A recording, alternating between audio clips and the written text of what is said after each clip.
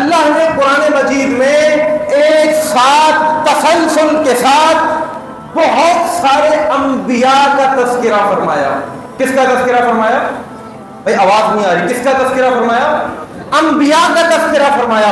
ذرا توجہ رکھیے گا میری طرف. میں قرآن مجید کی آیات پڑھتا ہوں. ان آیات کے اندر آپ نے توجہ رکھنی ہے نبیوں کے ناموں کی طرف. ٹھیک ہے جی, توجہ کے ساتھ. اللہ فرماتا ہے وَوَهَبْنَا لَهُ إِسْحَاقَ وَيَعْقُوبَ.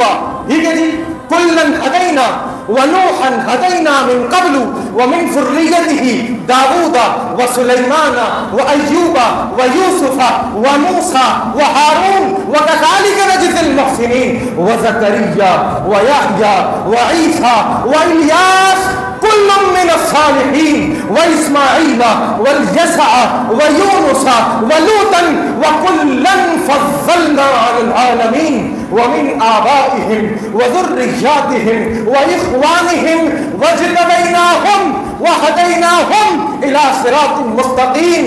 اللہ فرماتا ہے ذالک ھدی اللہ یہدی بہ من یشاء من عبادہ.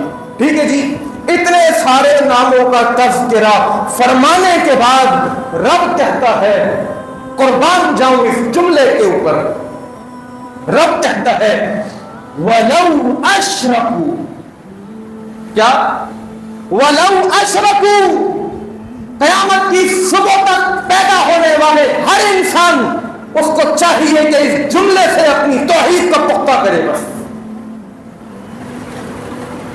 اتنے سارے انبیاء کا تذکرہ فرمانے کے بعد اللہ کہتا ہے اے دنیا جہاں کے لوگوں, یاد رکھو ان نبیوں میں سے بھی اگر کوئی نبی میرے ساتھ, میری ذات میں, میری صفات میں, میرے اختیار میں, میرے تصرف کے اندر کوئی شرک کرے گا تو یاد رکھنا لَحَبِطَ عَنْهُمْ مَا كَانُوا يَعْمَلُونَ. ان سارے کے سارے نبیوں کے اعمال برباد ہو جائیں گے, زیرو سے ملٹیپلائی ہو جائیں گے.